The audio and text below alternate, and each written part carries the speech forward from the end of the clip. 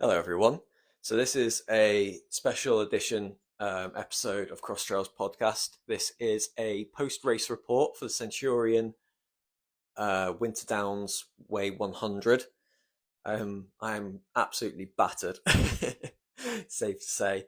So, what I'm going to do, because I'm worried about repeating myself, I'm just going to go straight to the Q&A. I put a Q&A out on Instagram and I surprisingly got quite a lot of questions. So I'm going to go through them. Like I said, I just don't want to be repeating myself a lot. It's more for your sake than mine. Um, so let's cut right to it. So the first question is from Amy. What you fueled with and how you keep it down? So I fueled mostly with Voom products. Voom's a company I'm an ambassador for. I love their stuff. Um, so I used mostly the power bars. They have the caffeine kick bars and the sort of hydrate bars, the electrolyte bars. Sorry. Um, yeah, used them and the carb based drink mix. Um, and then also just had their like electrolyte drink mix as well. So that's mostly what I fueled with. I did have real food, which I'll come on to, but yeah, that they're mostly like sort of like race fuel, if that makes sense. That's what I fueled with. So yeah, just basically that. And I find with the Voom products, it's really easy on the stomach. I've never had any issues with them before. Um, I mean, I chundered at UTMB, but I think that was a mix of heat as well. So I'm not, you know, blaming anything that I took in that day. So yeah, it was just good Voom products. This one's from Josh Williams. What was the hardest part at which What was the hardest part? At which point did you come close to stopping if you did? Okay, I thought he was saying, I bet you. All right. I thought it was a sort of a backhanded compliment there. Hardest part is hard to say. Probably. I went to a really dark place. Was it about 8 or 9 o'clock the next day? I can't remember what mile I was at. I might have been like mile 70 odd. I was just really tired. Really, really tired, and I really slowed down. Um, I was really struggling, and I got really emotional. Um, really, really emotional. Like I was just sobbing. I was like, yeah, sending voice notes to people who were like, checking up on me. I was just voice noting them, so sobbing. Like, yeah, it's just, yeah, it's just weird. But at that point, I didn't think about stopping. I was fine, to continue. The only time I was thinking about potentially stopping, I was about was that 90 miles in. I think it was the last couple of. I think it was the last time I saw my crew, or second to last time, sorry, because I was really worried about cut off. I thought I wasn't going to make a cut off, and I was kind of like, if I'm not going to make a cut off, I'm not going to put my body through more of this shit. You know, but my crew, I told them, I gave them the go ahead to tough love, you know what I mean? So, and I actually did have loads of time. It was just me being paranoid because I wasn't going as fast as I'd like. Um, sorry, I got hair in my mouth. Ugh. Um, so yeah, it was just me being paranoid and just sort of being very down in the dumps. So yeah, that was it really. Yeah, hardest part was just tiredness. Yeah, I I kind of wish I sort of trained to run sleep deprived, but I sort of before during my training was like, well, no, because that's going to affect my training later and later on in my training program, so I don't want to do that. But I think I definitely should have done that. And when I go for some future 100 milers, that's what I'll do. So yeah, this one's from Gemma Bishop. How'd the footwear hold up? Fucking brilliant. So I had the Innovate Trail Talons, the new ones. Had them on for the whole 100 mile. Um, Fantastic shoe, bloody brilliant. Um, I couldn't fault them. comfortable the entire way around. I mean, my feet will probably tell you different because the soles of my feet are just really, they're just caked in blisters. But I think, for the terrain I was covering, the amount of time I was on my feet, blisters are always going to happen. It's just always going to happen. So yeah, fucking brilliant. This one's from Hoppy Raptor. Lots, kit, nutrition, fighting the fatigue. What would you do differently? So kit was mostly Innovate actually.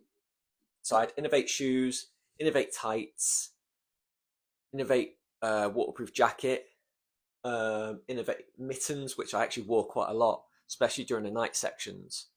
So yeah, a lot of Innovate nutrition. Again, Voom products, and food was mostly. So I had lots of food with my crew. Lots of snacks. Ella's Kitchen I use a lot.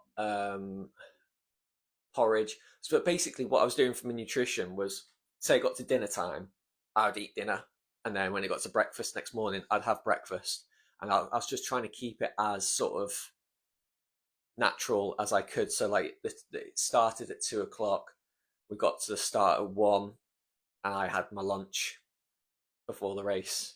So yeah, I tried to keep that as natural as I could.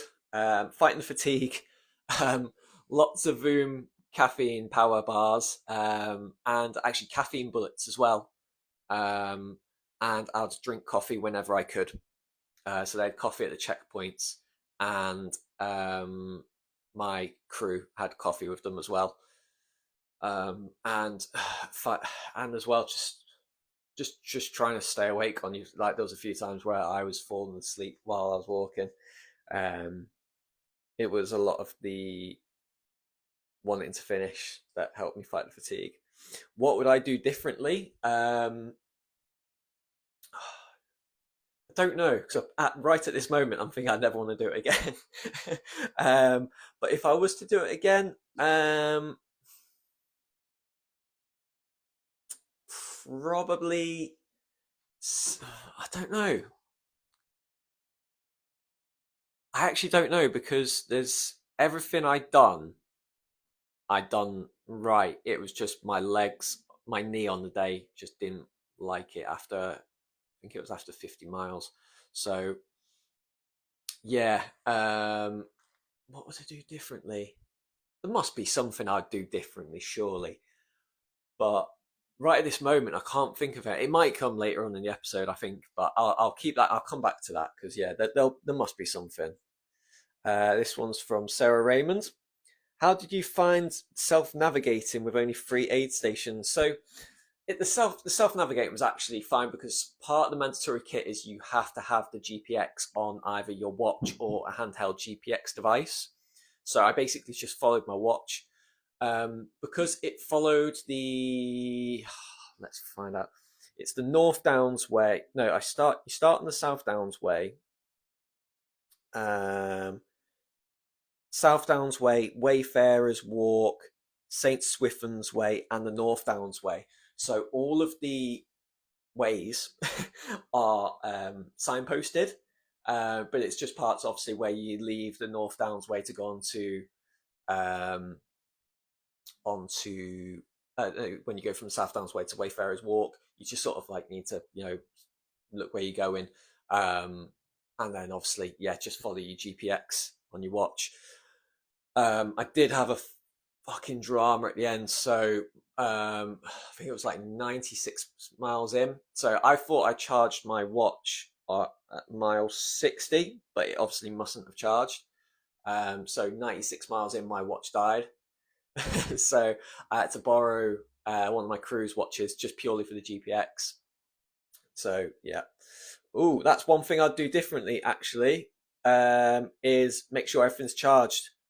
Make sure every checkpoint just charged, even if it's just for 5 minutes. Get it charged, because at the end, like obviously my watch died, my phone was on like 5%, so it was like, definitely would have charged everything.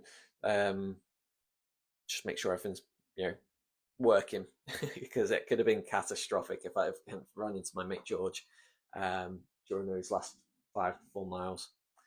Um, Tinkerbell, also known as Rachel, why do you look so sad? So I'm guessing that's in due to the picture of me on the Instagram post. Um, Probably because I was feeling a bit battered, to be honest. Right. Right. I've got a few questions from my friend Sarah, or it could be Adam. It's a couple's account. Lovely couple.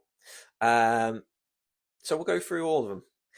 Was there a piece of kit you wish you'd had?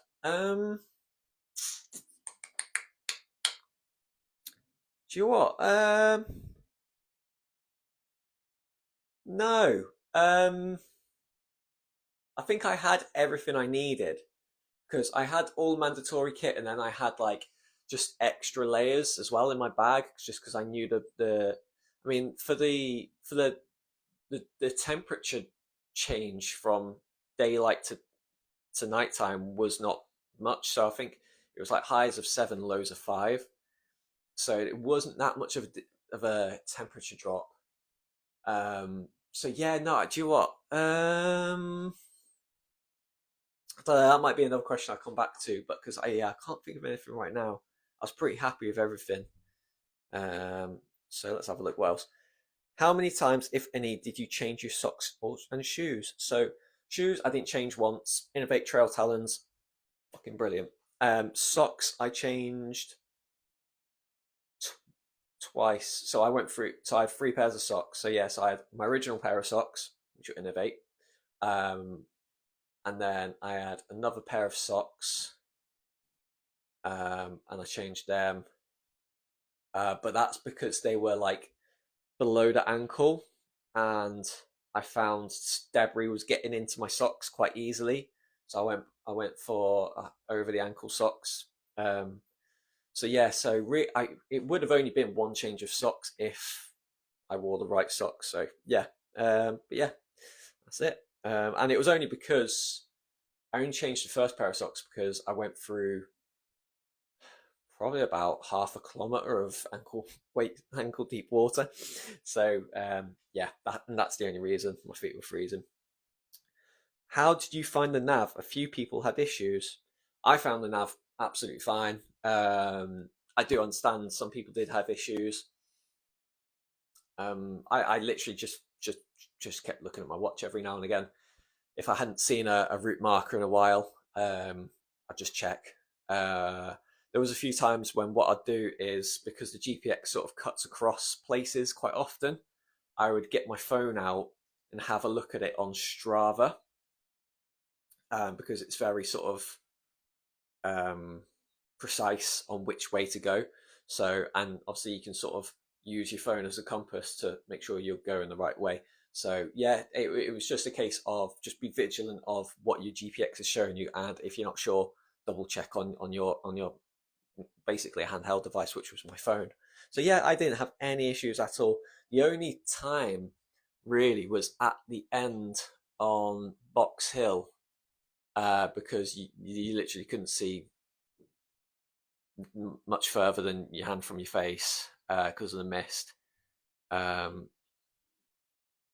but and I had Kev's watch on, which I was the GPS is different on his to mine. I was a bit like, yeah, I was a bit sort of put off by that, but yeah, no, got there because I'd George. Um, as there were only 3 checkpoints, what were they like? Was it quality hot food? Checkpoints were cool, yeah. The first one was questionable. Yeah, the first one was fine. I can't even remember what the hot food was there. I don't think I didn't have any hot food at the first one. Um, but yeah, it was kind of like you're left to your own devices, and you had to go and ask the volunteers who were chatting in the kitchen for something if you wanted something, So I wanted coffee, and I was looking around. There was like no volunteers, and I went in the kitchen. They're just there chatting, and I'm like, should be someone out here, but whatever. Um, and there was a rule, to you have to take shoes off at each checkpoint, and they just someone who was at the front door said, "Yeah, just go in." So they weren't really policing that. I'm not sure if that was because they couldn't be bothered policing it, rather than it's just easier to clean it or what. But yeah, first one was a bit questionable. After that, though, the second and third were bloody brilliant, especially the third one. They were all so nice. So hot food at both I had was pasta and tomato pasta sauce. Um, so the second one I was served by a lovely French lady called Laure. Um, really, really lovely. She got me my pasta, made sure I sat down, made sure there was anything I wanted. Then a lad came over and said, "Do I want a drink?" I said, "Yeah, coffee, please, mate." You know, spot on. Third one, um, obviously she was tracking, but as soon as I came up, she was like, "Hello, Christian," and all that, and I just thought that was a really nice personal touch. Because usually on other races, when I've got to checkpoints, they sort of squint and go 251. 251's here, and then that's it, and then they go on inside. So yeah, it was really nice just to be welcomed by my name. It was just like a really nice little touch. And I got in, and I didn't have to take my shoes off for that one. They had like coverings over the floor, and they had sofas. Oh, it was so nice. And again, I literally just had a bowl of pasta and coffee, and then I was out. I wasn't trying to be in them for too long, just because I had a crew, and because people who weren't crewed were obviously staying in there for quite some time. They're in there for like an hour, 2 hours, and obviously that's how I was sort of making up um, time, even though I was still quite far back at the pack. But yeah, so yeah, quality. It was just pasta, It was. I wouldn't write home about it, but it was good. It was. It done the job. What was the thing you asked for most from your crew? Do you know what? I didn't ask for anything. I was just more given stuff. I wasn't very good at drinking, and I wasn't very good at eating, to be honest. So they were just sort of, yeah. There was one checkpoint. I can't remember how far I was into it. Um, where Kev was like, right, drink that, eat that between each sip. So like it was like at Ella's Kitchen, like apple, carrot, and parsnip, like baby food thing. I bought, so I'd like have a bit of it in my mouth, and then he'd like give me my cup. I had bouillon, and he had his gas stove, so he was like, right, after that, take a sip. So he was like making sure that I'm like sipping on this and eating, mouthful at a time and stuff. Um, yeah, there wasn't much I really asked from them. They were apps. I couldn't have finished that race without them. They were just the perfect team, because they're both very experienced runners. Uh, Kev comes from an event background himself, and I liked how they're very different people, like personality wise. I find, but they just worked well, and I think that is why. I think if you get two people who are too alike, then shit doesn't get done. Um, so yeah, I couldn't have asked anything from them really. They were perfect. And I realised they sort of had their duties. So Kev was always on the kettle and stuff, and then Jez was always like refilling my bottles and packing my pack of stuff. So yeah, no, I couldn't have asked for anything. How does this 100 mile compare in scale to hard to other hundreds you've completed? So I found with this one, it was slow, lots of wet mud. Um, yeah, much, much slower, much slower. Um, yeah, that's it really. It was just much slower, and that was it. um, just how difficult and energy sucking were the underfoot conditions? They were grim. They were really, really grim. There were quite a few road sections, which were nice, unless it was a steep downhill and you have a gammy knee, then it wasn't so nice. But yeah, it zapped the energy from your legs, and at one point I think I was doing only for 1 kilometer, but there was 1 kilometer where I done like 24-minute kilometer just because I was just yeah, I was struggling. um, Do you think it was a very small starting field for both distances? Is this a notoriously hard race?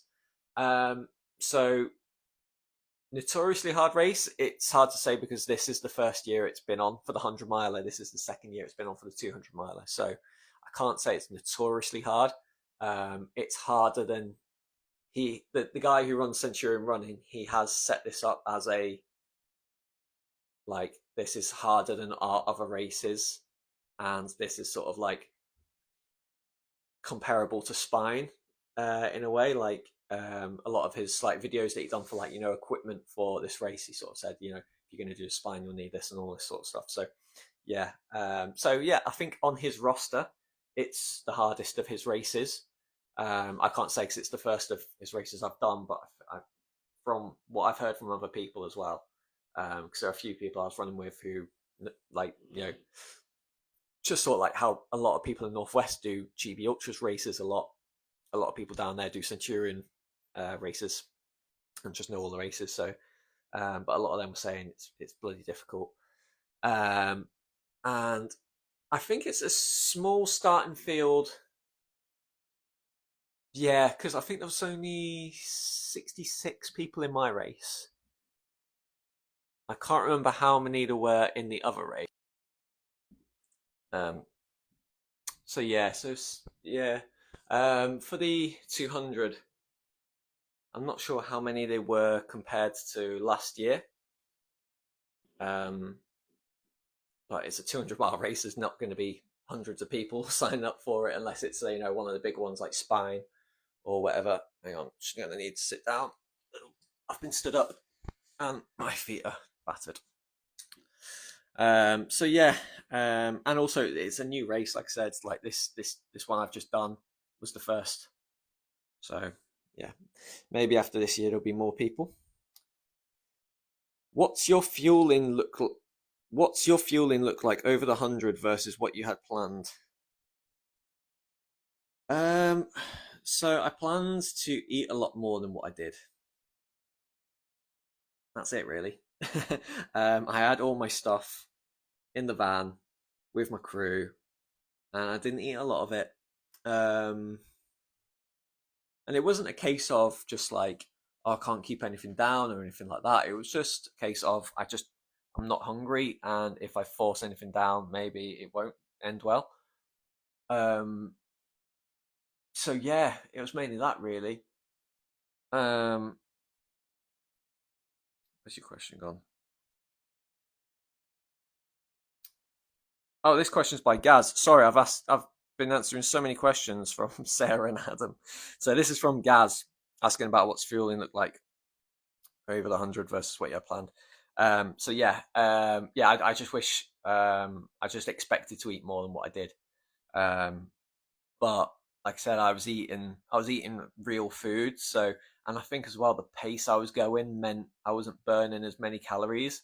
I think going from Strava, um, because because my watch died, and then obviously I got a new one. But George tagged me in his activity because we basically from 30 miles we were neck and neck most of the race. So, but from my original one, I think I burnt about 10,000 calories for 96 miles, and I burnt about 2,800 calories on UTS 100K. So it just shows you like the sort of the effort that went into UTS compared to this. So yeah, not so much. This one's from Nathan Bauer. I'd like to hear your view on value of regular checkpoints. Oh mate, huge, huge. If it wasn't for my crew, I probably would have DNF'd because of the such huge gaps between checkpoints. Yeah, I think I would have definitely either from tiredness because I was walking zombie for a lot of it. Um, yeah, 100%. It's just a morale boost more than anything. Even if you're not needing much from the checkpoint. Just a friendly hello and just to take a seat undercover is just so nice. And just to know as well that that's a chunk of the race done. So it's sort of like, I don't know, so like with ultras before when I've struggled, and I've wanted to DNF. Well, I've been like, well, it's only 8 miles to the next checkpoint. Just get that done and see how we feel. And it's just that constant. It's only 10 miles to the next checkpoint. Just do that, see how you feel. And then by the time you really feel like you're on death's door, the finish is only 6 miles away. You know what I mean? So, yeah. But whereas this one, it was like first checkpoint wasn't so bad. 30 miles. Actually, it's already an ultra marathon before you get to the first checkpoint. And then 20 miles to the next one. A tough 20 miles to be fair. And then another 30 miles. So like I think between checkpoint 2 and 3 is possibly where I would have DNF'd if I didn't have crew, which is why I think they are so important. And yeah, have a huge value. So yeah, really, really, really important. There was a question I was going to go back on. I don't know which one it is. Oh, was it this one? Was there a piece of kit you wish you had? Yeah, no. Yeah, no, there wasn't. So yeah, so that's the Q&A done. So yeah, the actual race itself was brilliant. To be fair, yeah, really, really good. So my only gripe with it, to be honest, was that there was no parking at the finish. Um, because there's just not enough room. I understand why there wasn't parking, because they had to use the space for the staff, the medic team, and whatnot. Um, but yeah, it was just a bit annoying. So I had to pay like 50 quid for parking, which I did find out. This is something maybe I wish I'd done differently. If I pre-ordered, it would have been a lot cheaper. But there was lots of parking options. But um, the one that was what's the best way to describe it?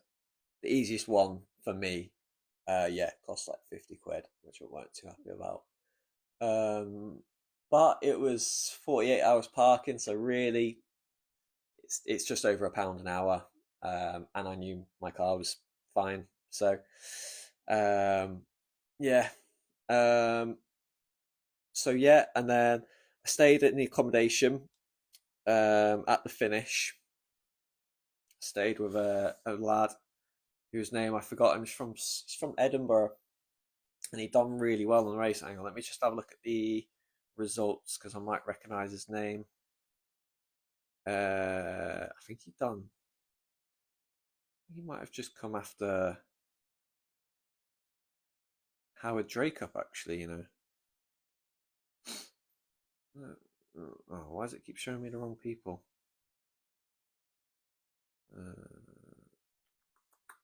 That's not him either. Nicholas Wolverson. That's who I had shared my room with. Came 13th overall. Play what out? 22 hours. Wow. Definitely downplayed his abilities when we were chatting. So yeah, yeah, stayed the night with him in our little twin room. It was very cozy, and yeah, we just chatted about what we'd done previously and whatnot. It was nice, and then next day, I he went down to watch the 200s going away, but I was like, fuck that, I need as much sleep as I can get because our race didn't start till 2 o'clock. Obviously, I was up at 7. I didn't go back to sleep because all the runners, I could hear all the other runners getting ready to go. So thanks, 200-mile runners, get me up. And yeah, and then and once they had gone, I registered for my race, where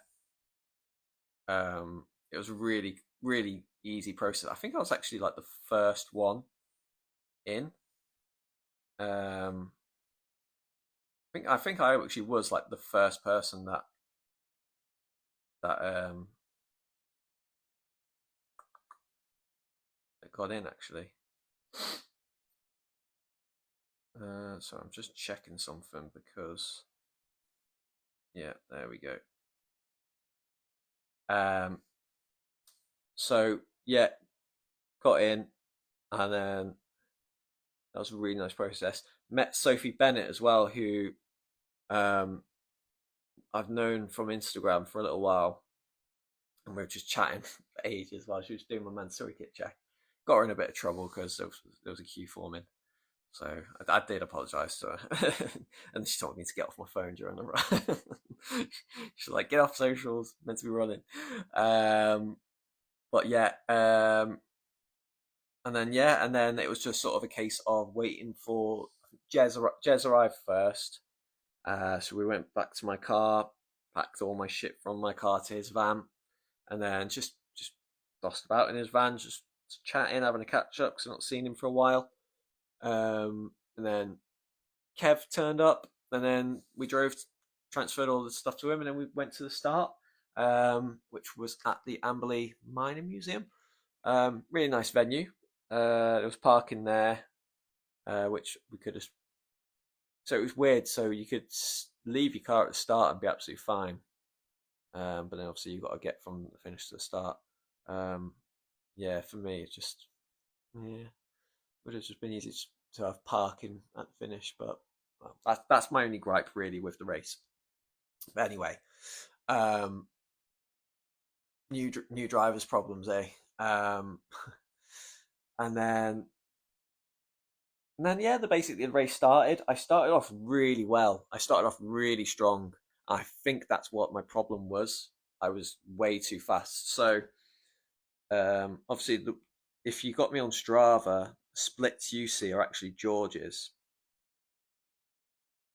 I've got mine. I've hidden mine because obviously it will show that I've run 200 odd miles. So my fastest split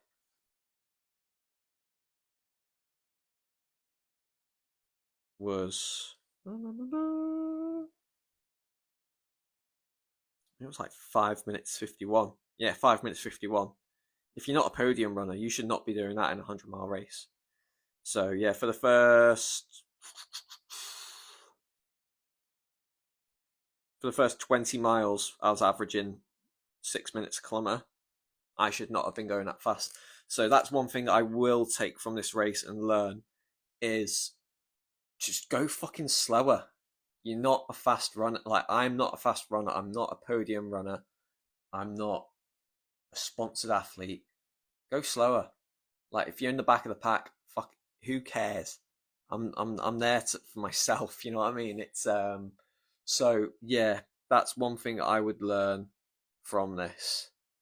Um, for other races, just start off slow. Just go at a comfortable pace. I did feel comfortable going at that pace, but I should have looked at my watch, and because I did have my pace on my watch, because on my map I have screens underneath it with my average pace and the distance I've covered up so far. So I knew I was going too fast, because I felt comfortable. I was like, "Fuck it," and my ego let me down. So, um, so yeah, after 30 kilometers, you're looking more at 8, 9, 8, 9, a few 7 minute kilometers in there until you get to mile.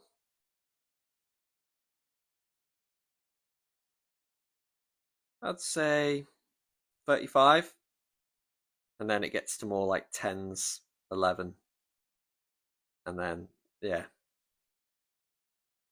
and then yeah, then my watch dies. But yeah, whatever. What can you do? Um,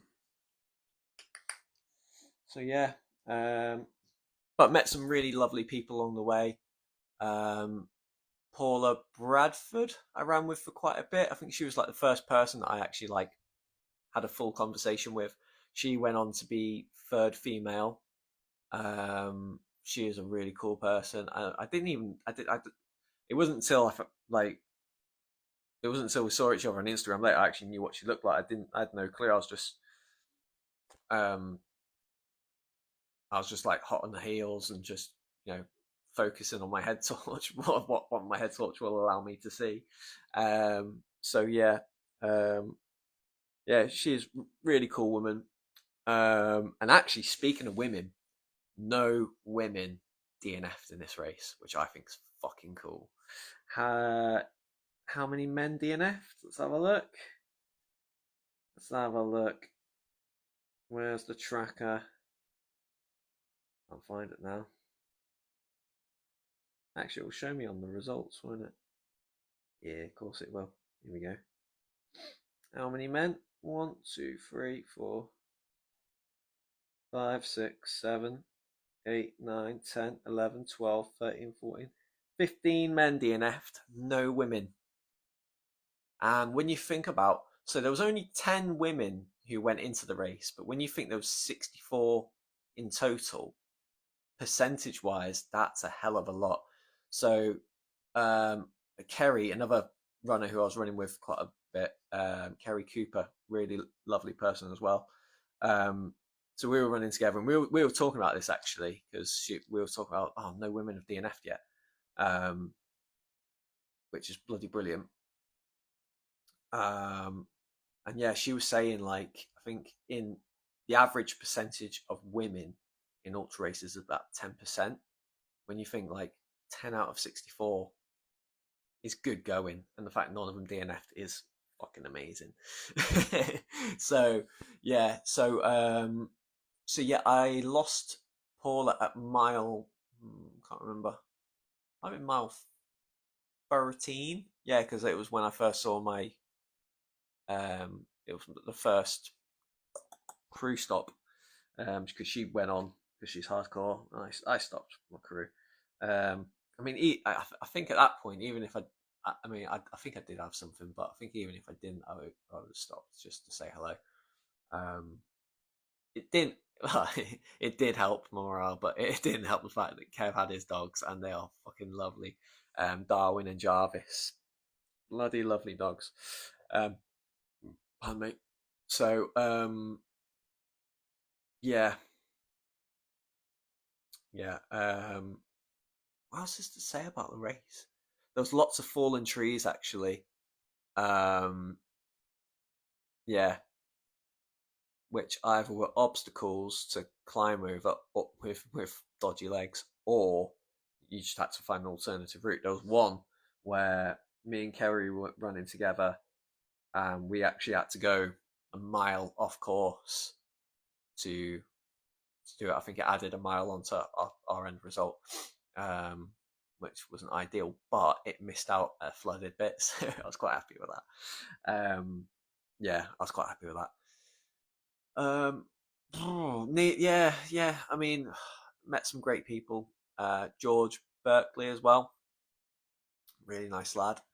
I think the first time I saw him was at checkpoint one. He was coming in as I was getting out. I think he was being sat down, um, and I was literally leaving, and then I think he just must have a pace on because then I don't think I saw him at checkpoint two, but then no, because he caught up with me when me and Kerry got we were trapped by cows, so there was a gate to sort of turn right, but there were literally cows at the gate, and I mean it's hard to tell if a cow looks unhappy or not, but one of them like had their head like underneath one of the barriers. It was just like one like scaffolding pole. It had its head under. We're like, oh, it looks a bit keen. So we're a bit worried. And then that's when George sort of caught up with us. Uh, so yeah. And then George was pretty much just in front of me until checkpoint three. and then I overtook, and then he caught me up on. It was a night section, but it was a fucking good job because um, the visibility was shocking. It was so like the fog. There was like mist, and then there was like rain. Actually, one bit of kit that I would recommend to everyone um, is just like clear lens glasses. Um, Fucking brilliant. I had them on for most of the second night. Bloody brilliant. So I bought them for UTS 100 because it was part of the cold weather kit. Um, I didn't need it for that race, but I've just always had them in my gear room. Um, and yeah, I just always take them to races now, just because when you got sideways rain coming at you towards your face, invaluable, literally. Oh, like I just felt so smug wearing them as well. Like I must have looked like a bellend, but I felt smug wearing them. So like, nah.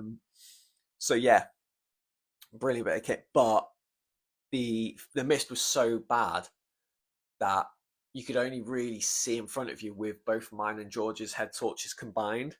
And we both had Phoenixes, so not cheap, head torches. Um, yeah. Um, and then finished. Jez had to go home, unfortunately. Actually, I did feel sorry for George because we were going up Box Hill, um, and I still can't bend my left knee, so I was going up like literally one step at a time. And if you know Box Hill, a lot of steps. So it went up for it. So he'd go up and I could just see his head torch like turning around to like check on it. I just kept saying, "Oh, I'm so sorry, mate." And he was like, "It's fine, it's fine." I was like, "Oh, is it though?" Um, oh, I did feel sorry for him, but yeah. And then we got to the top, and then we met Kerry again, and I think a gentleman called Nicholas. Um, and then um, yeah, I was just happy to finish. Oh, did I finish when and placement where I wanted to finish? Absolutely not.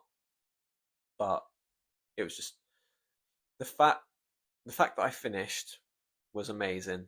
The fact I finished on my birthday was even better because if I was really because if I was chasing cutoffs, I would have like finished on the 13th, but I finished on the 12th. So I was over the moon with that. So yeah, I keep sort of like putting myself down about it. But you know, what can you do if your legs don't want to go tough? You can quit, or you can just keep putting one foot in front of the other and just keep going till they can't. And that's exactly what I've done, and I finished. Um, and I'm quite proud of that. So, um, because I know for a fact, and I know if you listen to this, you're probably not one of those people. But I know people who will be like, "Do you see what place he finished in?" Because yeah, whatever. But you know what? I don't care. But so end of the race, yeah. So Jez unfortunately had to go home, so I didn't see him at the finish. But Kev was there waiting for me, which was really cool. And then yeah, got my buckle. Um, Shook hands with George. Kerry had gone off and seen her mates. Um, got my print of the map, which is going to get framed, and um, and yeah, and it was basically it. Kev had to crack on, so I didn't want to keep him longer, so I was just like, right, okay, that I've kept I've kept you uh, for a long time. Let's just crack on. I couldn't be selfish about it. I knew there was people getting pictures in certain places and stuff. I was just let's just crack on. Let's just go. Um, got my picture with Kev at the finish. That's all I wanted. You know what I mean? Like I just wanted a picture with my crew. In fact, Jez wasn't there. I was a bit sad, but I got it with Kev, so it's fine. It's all that matters. I got my buckle. So yeah, got that. Basically, that was it then.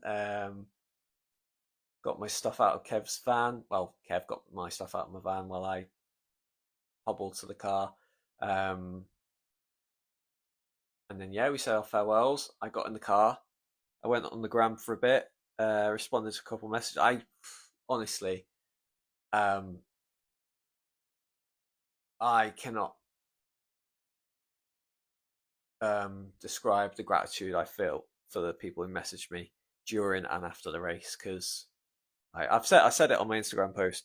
I genuinely had a lump in my throat. Like I said, I was sobbing on the race, but like when I got a voice note from my good friend Lewis Ferguson, and oh yeah, couldn't even now it's put a lump in my throat.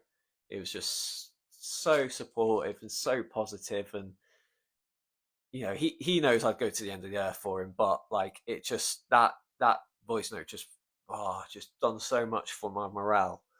Um, so yeah, yeah, and got one. What else did I get? I got a few. I did get a few. Who else did I get one? Got one from my mate Tom. Got one from. Let's have a look. Oh, got one from Haley, which was really nice. Haley loves hills. Where else did I get one from? Maybe that was it. I'm sure I remember, but oh no, it's because so after the race, I was going through my messages, and a lot of people were getting voice notes replies because I just couldn't type. I was just so tired. And then once I sent them, I literally fell asleep in my car, um, and then drove to Woking, which is it's meant to be a 40-minute drive. For me, it took about 50 minutes because I was like dangerously still tired. So I woke up at about 1 a.m. and my friend Emily, who's got a newborn child, um, was very, very kind and said, "I'm up feeding. Come over. We'll sort you out." And oh fucking hell, that was because like I was asleep in the car and I was sat and my legs was like in a lot of pain. Um, so yeah, I got there and she was like, "What do you want?" I was just like a shower. She was like, "Upstairs. Here's a towel. Got me all sorted. Here's your bed." And I was like, "Amazing, cool." I went back downstairs. She got me, a drink and everything. And then I had to be really cheeky. While she's carrying a newborn baby, I was like, "Emily, I'm really sorry, but do you mind if I sleep on the sofa?" I don't want to do those stairs again. Um, so I slept on her sofa, which thankfully was a pull out. Um, woke up in a sweaty mess. I never sweat in my sleep, so I don't know what that was about. Wonder if anyone else has had that issue. Um, yeah, it was fucking lovely to see Emily. I don't see her often. We met during Dragon's Back race, volunteering. Um, and yeah, there's a group of us who have a really special bond from that event. Um, and yeah, she's one of them. And it was just really lovely to see her. So um, yeah, it's not often I get to see her, so it was really nice. And to meet a baby Teddy, um, Edward. It was really lovely to meet him. Um, and then then it was a very very long drive home. Saying that the drive from Dorking to Woking was scary. Honestly, guys, if you're ever tired, don't fucking drive. I was swerving all over the place. Um, if the roads weren't as quiet, I probably would have crashed into someone, if I'm honest. It was dangerous. It was stupid. I'm never doing it again. I thought I was okay because I'd had a nap. Absolutely not. So, if you're in Chester and you're doing the Chester 100 or the Chester 50 or any neighbouring ultras, preferably Chester because I can come pick you up, and you need a place to stay, let me know because you can stay at mine. I can have a maximum of 2 people staying. I have a single bed in my office and a sofa. And if someone has an air mattress, they can sleep on the floor. But yeah, yeah, it was dangerous. And then yeah, shit traffic on the way home, and I was just knackered. Got approached by travellers on my stop at it was services on the M25 or the M1. Do you want a telly? No. Do you want an iPhone? No. Do you want an Apple Watch? No. Fucking hell! I was just like, guys, like, cause I'm from a traveller family, and it's like, guys, you're not putting us in a good light here. But yeah, got home safe. Now I'm just recovering. My feet probably hurt more than anything, to be honest, from the blisters. Because the knee, I can kind of like limp on and sort of take pressure off, whereas the feet, there's nothing I can do. I'm wearing my Ufos, and that's as much as I can do. So yeah, I think that's about it. I don't want to take too much more of your time. We're on 51 minutes. People I would like to thank are obviously Kev Keenan, Jez Willis, my crew, Darwin, Jarvis, the dogs. Amazing. Wouldn't have finished without them. Nelly Lukacs, Tom Owen, Lewis Ferguson, Josie, Haley, for their support during the race. There was fucking loads of people messaging me during the race. I honestly can't remember. After I finished the race, I had 80 unread messages on my Instagram. I've never had that many before. And then after I posted, I had about 90 unread messages. I'm like, this is never like. So, yeah, yeah. I just had so much support from people, and it means the fucking world. Honestly, I just I can't put it into words. Yeah, if you I know a lot of you were tracking me, and can't put it into words. And there's too many people to name, but um, go on. Let's go. Let's go for my DMs. Let's see who else I can thank before I go. Alec Everett and Becky Ward, absolutely. Callum Davidson, 100%. Who else was Kieran Herzog? If you've seen my other podcasts, you know how much this fucking lad means to me. Josh Williams, he was sending me lots of encouragement. Libby and Nathan, brilliant guys. Hannah Lucas. Who else? Just there's loads of people who sending me. It was just overwhelming. It really was. Like, I was just going for them all. I was just I was. I mean, I think after you ran for so long, you're quite emotional anyway. I was going through them all just like with fucking tears in my eyes. So yeah. No, thank you very much, guys. Means the world. So yeah, on that note, I'm gonna box it off there because I think I've covered everything. I've done all the Q&A and everything. So yeah, will I do another episode before Christmas? Probably not now. There's nothing else to do. I've got on Boxing Day the Chest Around the Walls race, which is a bit of a Christmas tradition for me. Before I host for the family on Boxing Day. It's like a tradition. We all get together. Grandparents used to do it, but now they're too old to be doing it. So,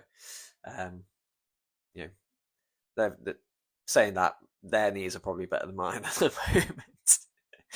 But yeah, so yeah, I'll be running that. I know a few people who are doing it, so it'll be a nice social. That's the nice thing about it. Like you see people, at these running events, and because it's like straight after Christmas, it just feels a bit more special. Um, so yeah, Chester Round Walls race, and then nothing.